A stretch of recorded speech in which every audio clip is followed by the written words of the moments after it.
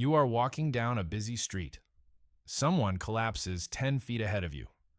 20 other people are walking that same street right now. What do you do? Most people say they would help immediately. Almost everyone believes that about themselves. But the real answer is far stranger than what you believe about your own heart.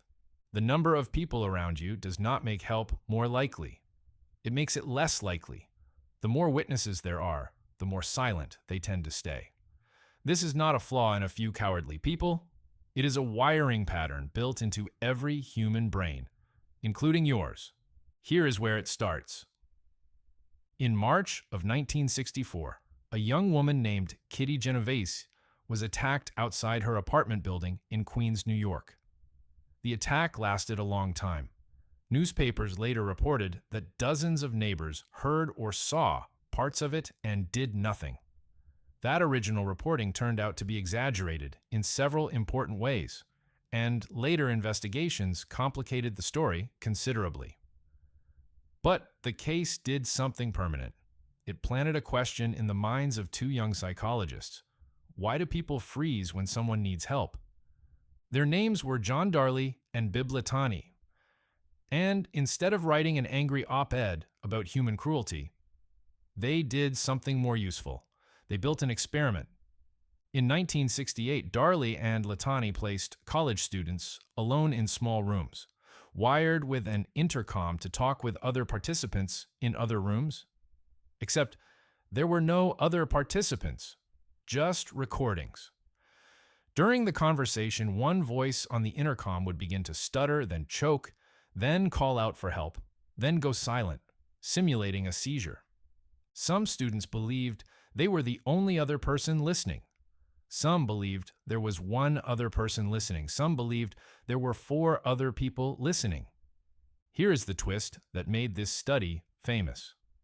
When a student believed they were the only witness, they almost always rushed to help, often within a minute. When a student believed 4 other people were also listening, they were dramatically less likely to help at all. And if they did help, it took far longer. Nobody in that second group was lazy. Nobody was heartless. Their heart rate spiked. Their hands shook. Researchers noted visible anguish on their faces while they sat frozen. They wanted to help. Something inside them still didn't move. Darley and Latane gave that something a name: diffusion of responsibility. When you are the only person who can act, the weight of the moment lands entirely on you. When there are other people around, some of that weight silently transfers onto them, even if none of you have spoken a word to each other. Your brain does the math without asking your permission. Surely someone else will call for help. Surely someone else is more qualified. Surely this isn't only on me. But diffusion of responsibility is only half of the picture. There is a second force working alongside it, and it is even quieter. It's called pluralistic ignorance. Imagine you're in a group and something feels wrong, but nobody else looks alarmed. What do? You look at their faces. You use their calm as information. But here's the trap. They are doing the exact same thing. They are looking at you, reading your calm face, and concluding that everything must be fine. A room full of people can be individually terrified and collectively silent, each person convinced by everyone else's blank expression that panic must be the wrong response. Nobody is lying. Everybody is misreading everybody else. This wasn't only a laboratory curiosity.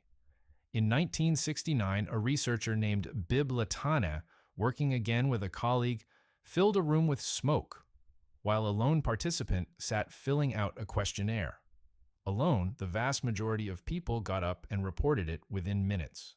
But when that same person was seated with 2 actors instructed to glance at the smoke, shrug, and keep working, something remarkable happened. The real participant usually stayed seated too, coughing, eyes watering, doing absolutely nothing, waiting for someone else to move first. Think about what that means. It wasn't danger that kept them still. It was other people's stillness. You might be tempted to think this only applies to strangers on a street or actors in a smoke-filled room. But watch how deeply this pattern runs through your own daily life.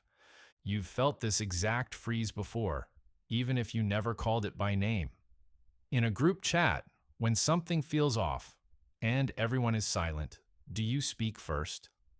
In a meeting, when a decision seems clearly wrong but no one objects, do you raise your hand? Online, when a comment section fills with cruelty toward one person, does the sheer volume of bystanders make you more likely to say something? Or less? There's a reason online pile-ons rarely get interrupted by a single voice of reason. Even when thousands of people are watching, thousands of witnesses doesn't mean thousands of potential helpers. It often means thousands of people, each waiting for someone else to go first. Here's the counterintuitive part, the piece that should genuinely surprise you. Knowing about this effect works. Psychologists later ran follow-up studies where participants were taught about diffusion of responsibility beforehand, sometimes just through a short lecture. Groups that understood the phenomenon intervened far more often than groups that didn't. Awareness alone rewired the outcome. That single fact quietly demolishes the excuse most people carry around.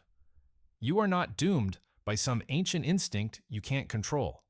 You are running an invisible piece of software, and now you've seen its source code.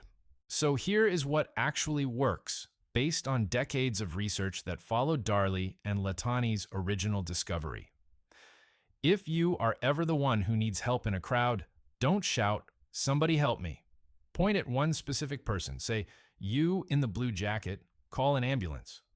The moment responsibility has a name and a face attached to it, diffusion collapses instantly. One person, uniquely chosen, cannot quietly assume someone else will handle it. And if you are ever standing in that crowd, watching something unfold, remember what the smoke-filled room revealed. Your calm face might be the exact thing convincing everyone else that nothing is wrong. Break the silence first, even briefly, even awkwardly. And you give every other frozen person around you permission to move too. This isn't really a story about a tragedy in 1964 or a wired-up intercom room or smoke seeping under a laboratory door. It's a story about the invisible calculations your brain runs every single day, math you never agreed to. Math that quietly decides whether you speak up in a meeting, whether you check on a stranger, whether you're the one who finally says something in a silent room full of people just like you. You are walking down a busy street. Someone collapses 10 feet ahead of you. 20 other people are walking that same street right now. This time, you already know what happens inside 20 other minds in that exact moment. The only question left is what you're going to do with that knowledge.